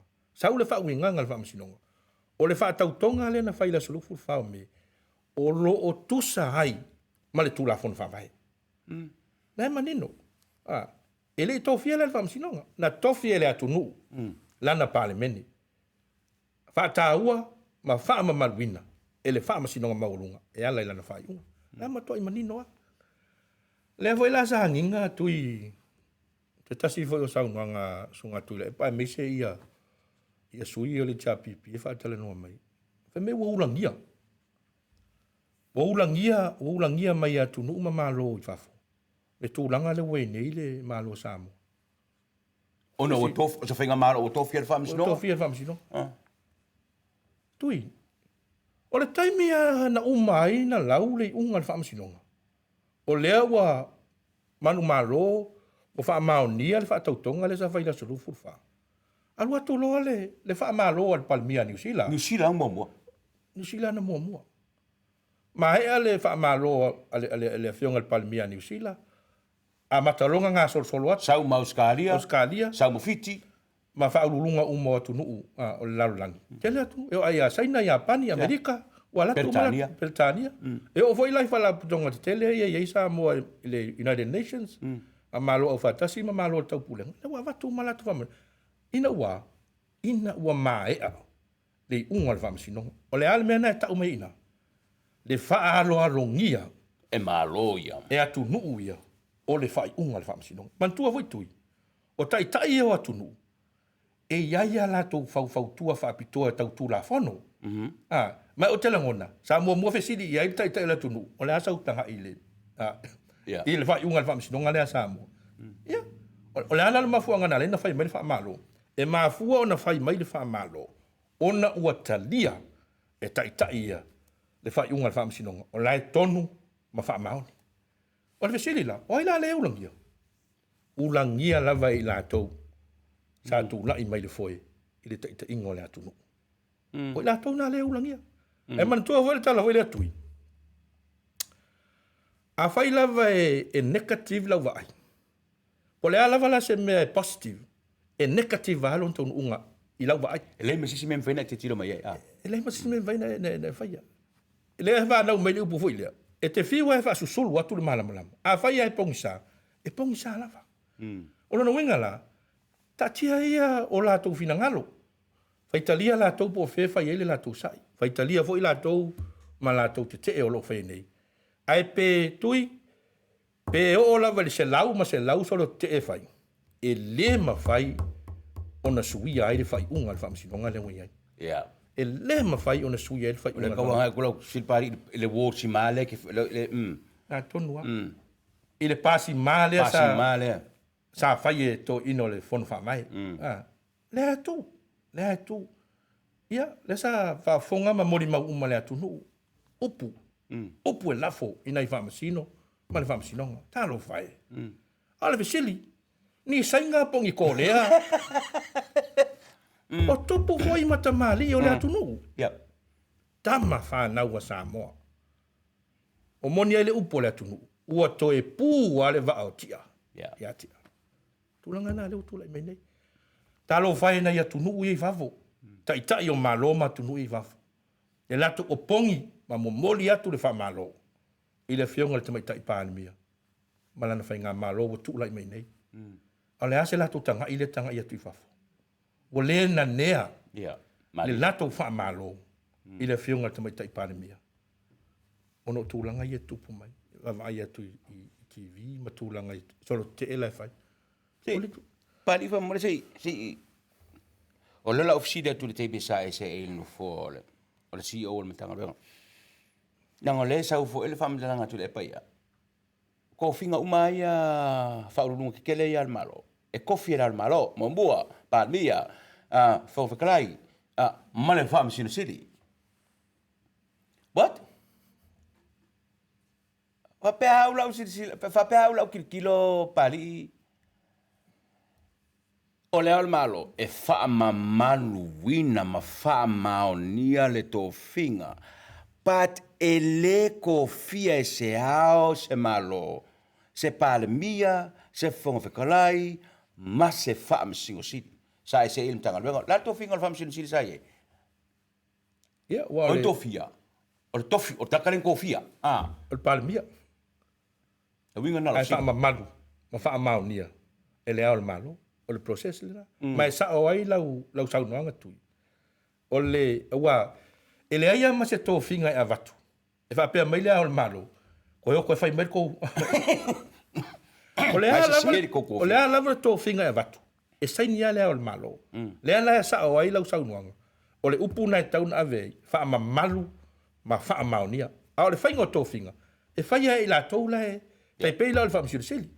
Ta tala noa lai le whionga le whaamasirisili le, na tō whia e le palemia. Ai whaamaunia, ma whaamamalu, e le ao le malo. O saini le ao le malo. Saini le ao le malo. A le le upu le masani sau no i le sunga tu le epa. O tō whinga mai le tua. O le musunga, o le musunga le anganga pa ia. Le ana whai ilana tō whinga, i le whionga le whaamasirisili. Ia matulanga umai whaamsino, ma tai umo le atunu. O le upu tau ave lava le o tō whinga mai le tua. A whaila ua tō e te i tō whinga. O le te ale i le atua. Ki kera kankalenga whia ko whinga. O le te ale i le atua. O le maria i atui. Sau whaalongolongo atu inisi o whainga lotu a le tā pipi. Inisi fo i o latu sui, whaitala sanga, manisi o whailotu. Se tui wa matan tau o te nia le atua. Wa makan kau o tau sai le atua. Tā lofa. Tā lofa. Whai merka la risko inga. Sanga ula i sisi mea. Au ke kango le afi. Tā mino i pali. Le post le sa whai. Now, ina wa umana o porkala me le whiawhi na le aso tofi. Ai muli mai loa. Malau o mainga o le vaenga o le tūla whono e whaasanga tonu le tangata. La o whao ngā ina ie le upu. O lo e ke ula vale. E ke fia ula vale mai fou. E le whaamsinonga ma la to whao. Ma kua ma mawhar sau ar kula whongo ngai wha makalangi. Tui, o le tūla whono le o taurumanga whaamsinonga lua fesfulu ono. Ma fuafo ina utau tala iai. Ona sa o iai. Sa o iai le whaatala noa ina. Sa o iai le whausia ina o le tūla whono. Mana tua fo i la tui. Wait a minute. Sa e iai le whausia ina. Ele iai se mea sa iai. Ele iai se tūla whono. Ama tua fo i sa iai le tūla whono ta siva fitulua. Sa iai le tūla whono tua i le tūla whono taurumanga. Ia ai ua whaperetane e ua outdated. O le tele o vaenga ua tauna tu e whai swinga. Wele koe apalai ar vai kemingi. O mai lola lua fsulu ono. Wa repeal atoa, whaleanga atoa tūla whono na ta siva fitulua sa iai. Ai whao ngā tūla whono lua fsulu ono. Lea laua iai ma vaenga ia whao popole wei nei SML mesa i tūla whono le. Ta siva fitulua e peo nuk vai atu sa o iai. I whaatata noanga. Ma le whausia ino le tūla whono lea. O le vaenga le sa ua vatua le ta siva wha. Mantua fo ia wha winga le tūla whono tui ele ngata le wha winganga o upu le tono le tūla whono. Ai wa ai fo i le tari tonunga, ma le mafua anga, le intention. Sa lai o na whaile na vaenga le tūla whono. Ai si sila ia i le whaperetani, contempt of court. Lea wha sa moa ni lalo le tūla whono. Le mi ngau. O le upu le amai le wha sa moa. Le mi ngau. Wha le mi ngau. I le whaamasinonga. Le winga ngala o kala o kauma mawhar sau o kula whongo lea. Le upu na le mai. Wai le ia masisi upu. E le ia masisi upu e whaamatala i le contempt of court. O le mi ngau. Wha le mi ngau. I le whaamasinonga. Upu la lai tonu o tūla whono wa umana pāsia. Mana tua la. I le taimi sa mātou tala noa ina ima whausia le vaenga le tūla whono. Le taimi na. Wa maalosi mai social media. Ai sila atu. Ele eise puipuinga tele. O ave le whaamasinonga. Wal mea sai ai. O le uma atoa na lau ato le whai unga o lea mta upu ma lea mta upu ta vai atu. Ia o sau lea ma lea ilunga social media. But ele eise puipuinga. Le eise puipuinga mo le whaamasinonga. Le eise puipuinga o whai unga. Ai mafua e ana puipui. Mafua o na lea tau tala i tūla whono whaamai. Le tūto o tasi leo le whaamasinonga. Ma ana whai unga. Le tūlanga lana. Sa manatulo, e tauna whai se mahenga lea. E puipui ai le whaamasinonga. Ma ana whai unga. O le tūlanga lei, o lo tau tala le tūla whono. Le upu lea taurumanga. Mantua a tatu tala noa i upu taurumanga le whaamasinonga.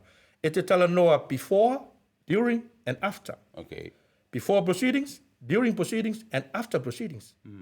Ai le fa tau nuina tau manga o le taimi o le tau manga ma le mai ai o tau manga. Pe tango fa la tele le upo tau manga. O le vaenga le ala tau tala ye le vaenga le tasi va fa tu la fono o tau manga o solinga tu la fono. I upu fai. Upu tau fa matau. E a ngai. I fa masino, ma le fa masino. Le fa le minga o lea. Fa le minga o lea. Fa le minga o lea. E a ngai i le fa masinonga. O le ano na tau nunga e molia. Le tau tala se fulu lua masina. I le fa le pui. Oh. Pe tu i le pule fa Italia le fa masinonga. Pe sala tupe, pe fa pui. O le mea na e pule e le fa masinonga. Le manino le tu lavono. Ai pe no fa yatu. E le te tu tono le tu lavono le mea lea. Ona o matou manatu i matou sa vausia le tu lavono. O se fainga lea. E pui a hai le fa masinonga. Mana fa iunga. Ia au ai ne i tu fa ua. Va atu le fa fonga mai a Samoa. Le tangata e umalona lau le unga la tuloa fai mai le amale e male i mala mai le amale ai fa masinonga. Wa atu fa utu langa ia. Le me tu lai mai. Wa mama sangia. Ele malu le fa masinonga. Ele malu le fa masinonga. Ele malu le fa masinonga. O le ala na le manino tono le tu la fono. Le tu langa e fai tangata e fai le fa masinonga. Pari, oi la e avel me ta opuru mo le fa masinonga. Oi nga ke molia inga le kangaka wa fa ale mi ngao i le fa masinonga. I lalo ai le tu la fono, solinga tu la fono, lua se sultoro. Ma le tu la fono, le ali mata ita ina, mtanga luenga o leo. O le mtanga luenga o leo. Le iai le malo si anga. E mo li ai se tangata i le soli tu la fono. E mana tua foi la. E lua ai tu ai ngā awala. E o ele mta upu le ofiso leo mo le whainga o le tute leo. Mo mua, ina mo wha atu se tangi. A mea ua watu se tangi mai sesi. O le tangata leo soli tu la fono tu la lona lua. Tu la mawhai lea, mawhai ana, whai mo dianga leo. Without e au noa ma se tangi. Ai whai on spot. O le watu ta inga. A maua o leo la evita vale ona. E mo dia o le temina, e le tau le whaatali leo. Si e watu se tangi. Asisi. A mea tui la sa evita vale ona na po. A maua o leo temina, e mo lia le temina. Le ai ma se senga ma tulanga lea. Okay. Man tua le mo li mausa mo tui. Ma va fonga fo i tele o fa tanoanga i sa nei ai la tau nei. Oka. Ni upu. Upu ma mafa ma upu fai. Ma upu tau fa mata. E la fo fa masinonga. O le tulanga le tau nei ai. O tau lona ek leo. Tau lona ek leo. Fai le la tau tiute, wai le fai la tau se fai unga. Pa wala la tau tiute o le moria. O le fai ngal fai unga. Le mea na fa masinonga. Na watu fo ilo i tu, fai fi naunga. E na fai fo ilo fai unga fa masinonga. E mantua tui. O le tula fono le o tau manga so nga tula fono lo afsu wono. E so solo anga i le tula fono so nga tula fono lo afsu tolu. Wa tula fono le o tau manga so nga tula fono lo afsu wono. Le ai fa fo ina tanga luengo fa masinonga. Al tula fono i o so nga tula fono. Le fa fo ina tanga luengo leo. Mana tua foi la, e iai isi vaenga o tula fono so ngā tula fono. Ua tala whenga i tonu a mele tula i mei nei. Okay. Na iai le lisi sori tula fono o le threatening words. Upu fai, ma upu tau whamata. Whaina moria ina. Le whafonga umasa mo i upu i an talafo. Ta o mai loa le tula fono foi le criminal libel law. Yeah. Le fo sa faile, esa fatu el fenga marole. Man tu o le vaenga na tula fono. Sa ave ese na wa faile tula fono le o sori nga tula fono lua su tolu. Sa ave ese le vaenga na le criminal libel law. Le tula fono na e avu. Mo le fale le mo li e tangata e no fo fale anga lis tangata. Ona sa ia le mau le termina e fete na i ma ai ata tau voina le freedom of speech. Sa o tonga e fa ilo ai manatu ma finangalo. La na le na mafu na ve ese le vaenga le tula fono. Pai le tula fono so nga tula fono lo su to. O ina to e mai. Na to e mai le tapipi. Ile lua fe sulfitu. Oh. A voi le sa o le tasi le tula fono le sa e foi le tu sta. Ile to e mai le tula fono le. E fo linga mai o le to e mai le tula fono e fete na i mai ata tau. Ai na ia le mafuanga. Na ile mafuanga to e mai ele tula fono le. Wa le nganga tonu le tula e mo lia oi. I lo tau fa le anga i lista ngata. Yeah. Ma upu e la fo i lista ngata. E fa le anga i nai le whapeatani o le reputation. Yeah, tau le leo le tangata. Tau le leo le tangata. Ia, au le mea na mafu ina toe mai. Se o le mea fu ia, ale o la pia sa tele na taimi. Sau ai ma toi ngā whamtalanga fo i lungo penga ta whailangi le Facebook mutu na. Ma whanga na lento e mai e le tapipi. E mōri ai la tau ia. Ia e whaia whamtalanga na. Ai le i mawaka kai. O ai la na mōri ai. Ia o si uso ia king vai popo. O le tangata mua na mōri ai tu la fono le. Le whape mai upu whai i le sunga ia tu la epa. O le vesiri la. A whaila ua mōri ia king vai popo i upu whai La me wole mori tangata. Wole mori ai tangata ia upu whai. Yeah. Ona a foi ai. O upu ia talafu. Wa tau le anga ina ai le ngoa le lei. O le whamsinonga sa. Whamsinonga. E mantua. La tau manino mai e la tau suafa. Yeah. La tau mai e la tau suafa o nei whamsino ia sa whaiam. Tau uma mai a suafa o nei whamsino. Tui. O tamali ma tupo le atunu. O tama whanau le atunu. Yes. Ele, e iai o lātou tamali anga. Yeah. E iai o lātou whasino manga. Yeah. Ia, ale hale tūlanga le vai. Le ala e tautala i e tūlafono le tūlafono teu le lua sufi tō son ngā tūlafono. Criminal libel. Ua tau le anga ina le tangata. Au sunga pali se ofisire kwa mele mangule o ke mangakua. Langa o te loa sa e wha mal mai na leise tātou por kalame. O le tiute so o se loia, o le ofisa, 5 mawai iai le whaamasinonga. Ai iai se profession e tū malosi e defend le judicia Samoa o loia. Now, ala ofisili la sa utile i loia ia, o lo ile vai nga fa foi le pipi o kile ko foi por kala o la fai kala e fa te tau i unga ale fa masinonga ola le tulanga ia tui le we sau no o lo ia o ila tou o tangata fai ngā luenga le fa masinonga officers of the court mantua foi ne taimile admit taile lo ia i le pa o loa admit tono le society loia e mawhai ai ona whaatino ona tiute whaaloia. E admit i lumo le whamsinonga mawalunga. I lumo le whamsino sili. Po lumo se whamsino le whamsinonga mawalunga. E whai ai nale admission. E le veisisi mea. O ina laima nino ai le lato tautonga. Ia lato matawhai oi. O le ala lato matawhai oi. The rule of law. Tautua nā malato. Tau sisi. Ma whaamamalu. Whamasinonga, tau tua nā malato, tau sisi, ma whamamalu. Tu la fono whaavae, ma tu la fono uma o lima tei tei nei la tunu o Samoa. O le winga lau lau tala. O le whano o longo atu nei nisi o lo ia le vaenga whau whai le tapipi. Sa le tatau no la tu whai le tu langa. Lau manino mātangia mai le whaafonga atu le atunu. O la tu tau mama ina. Le mamalu o le whaamasinonga. Wo la tau le muli ta ia, upo o la tau tautonga. Ia sa whailu ma le whaamasinonga sili ma le whaamasinonga mawalunga. Wo la tau le muli ai. O le ala le mea tauna whai. Tauna sila ia le presidente o society alo ia. O i la tau tonu ia. Tauna sila i whainga ia. Ma whai se tapu, ma whai se fua. Ia i la tau ia. O le ala mea tauna whai ai. O le society la alo ia. E tauna tula i mai. E sila ia la tau sui ia. O whaamaoni ma tau sisi ia la tau tautonga sa whai. I le whaamasinonga maulunga. O whaamasinonga maulunga na o whai ia la tau tautonga ia. E rei whai ia sisi mea. Na o whai whaamasinonga maulunga.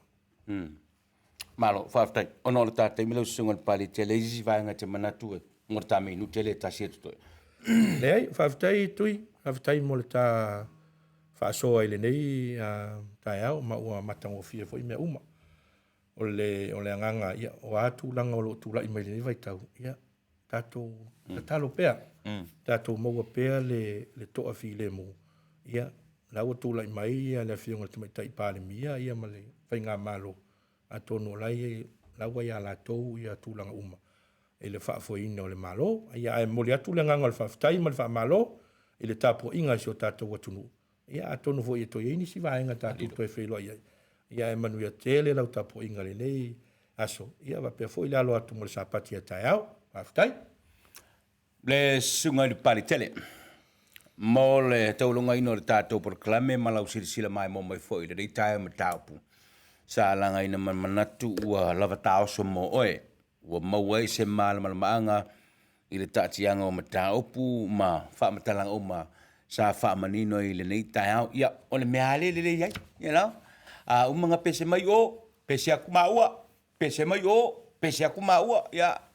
Whaile lo vai, unga po whet kongu walanga o le, ai mai kau mai. O le hae pese aku ai lunga o whaas pepa o. O kula fongo ele o alu whaasolo a koa le mea. Ina ia manino, maua ngā fo le ua tātou tau whai tiro mai pepa ina ia manino le whaasinga manga mo tātou. Mo le tulu whaaftei tele i le whionga ia tia. Ona o le whaaloalo maulunga i le nei tai au, ana momori mai le malu tai au mole. Sunga de pari tele, le malo whaaloalo ngia i le nei tai vai ei kapenga ngā kia pari. Aftai tia. Ni kia fo le moko. Ia. A e mo mia se pani popo. Ia, ona whaso o tai leo le sunga tia le numela lana o lua tasi, o lua wha, fitu wha, lua iwa tolu. O lua tasi, o lua wha, fitu wha, lua iwa tolu. Tia le whai pani popo siri. O le kai au langi, e le pani popo, o le mea e kau o le cinnamon. Wa ili mea uo, ia ile kau mo whai o ka maiki. Ele ka alo ase siri kia rea. Delei, a o le tau lunga lana, o le tātou por kalame, ile nei tae mo le mai mo mai le tātou tino, oso whaafte tele ile le kampania le WT Media, o lo tau langalonga mai fo i tamu whainga le iti live i a tātou interview e whaangasolo. Whaafte ilwiri, whaafte tangaloa, whaafte fo kichona, whaafte tele lau tau sosale mai por kalame i le tae au, ma le tae au. Ia ona tātou whaia lo leo le tala ala vea, toi ki mai lau la au le temi lau fo nei, ina mai aso asau, i se ise o tātou whaapoponga o le por kalame, tana no mai tari atu. Tala no mai tari atu. Ile asto nai le baso. Manuia ta pena ngala tino, sapati ile aso atai au, angana leile tua ma wha manuia, fo ile upo fola, pa ia ile au whainga ruenga ile aso atai au. Ia, mataiti atu le soifua le tunu, se ia fo ile amatanga o whi amanga ruenga, ma tātou tu vai atu ai, ile amatanga o le masina fau, le masino o kuso. Tuina nema le sunga le pari tele, manuia tele whaunga le baso tātua tunu, soifua mai manuia.